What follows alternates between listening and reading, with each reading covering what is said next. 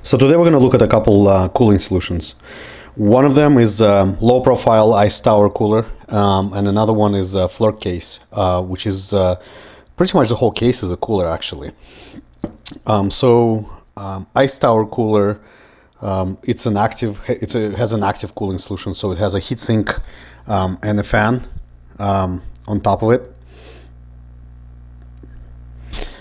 And then the Flirc case is actually the whole case acts as a cooler, but there are no fans. So it's somewhat of a unique, so you can call it a cooler slash case. So the idea is that you don't have any fans mounted inside, like an ice tower. So you have the inside of the case touches the CPU, and it distributes the heat throughout the case. So the whole case is made of metal with just plastic bottom and top. Very easy to assemble. Just 4 screws. 4 screws. So it doesn't take a long time. Let me show you. Let's take it apart real quick.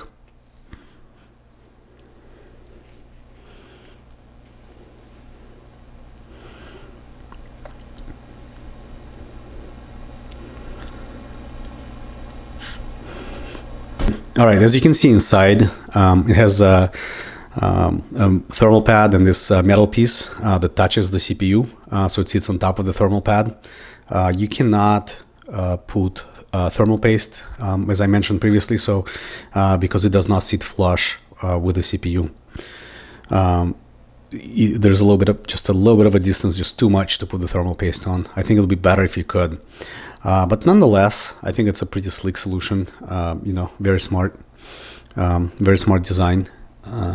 So if you're not doing anything crazy, I think this case works just fine. It's much better than the official Raspberry Pi case, for example, or all other kind of plastic or acrylic case that are on the market. So it provides adequate cooling, and Raspberry Pi 4 does run hotter than all of the previous models. So you kind of need a cooling solution. I think either it's heat sinks or kind of this one giant heatsink slash case. So yeah, very easy to assemble. Just 4 screws, easy to put together. It looks very nice. This is the Ice Tower low profile cooler. Comes with a fan and a heatsink. You basically just mount it on top of the Raspberry Pi. So it comes with a little instruction manual, shows you how to mount it on the Raspberry Pi.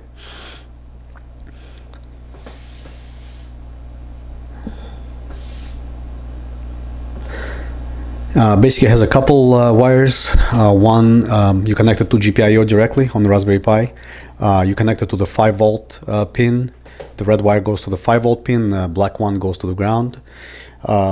You could connect it to 3.3 volt if you wanted to the noise level to be lower, but even at 5 volt I think it sounds okay. I can barely hear it. They could have done a better job, I think, on polishing the part that touches the CPU, but even that, I guess for the money it's fine. Comes with a little screwdriver, mounting brackets. So yeah, it takes a couple minutes to attach it to the Raspberry Pi. It's not too bad. Flirc case is easier. It just has 4 screws. This one takes a little bit more time, but it's not too bad. It also has a mounting plate. It's an acrylic plate. So once you take off the plastic, it's actually just a piece of clear acrylic. So I had the low profile cooler connected. So this is the Ice Tower, the low profile Ice Tower. As you can see, sits at top of the CPU. This is the RGB fan.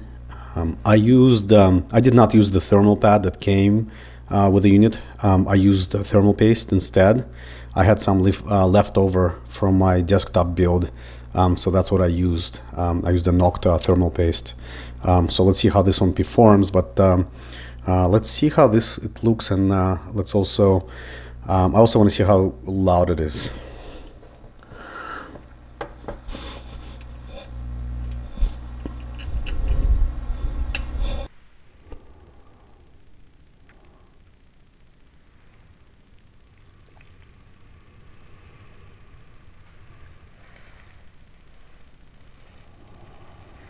the noise level is really low, really low.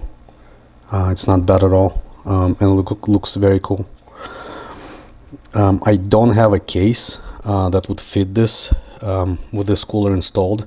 It's not, so my Raspberry Pi is not going to fit into any case that I have. I did order one off eBay, so I'll show you guys once it arrives. So I'll install it. So it does make Raspberry Pi 4 bigger, but let's see if thermals justify it. So I want to see how hot it runs. Let's talk about the results.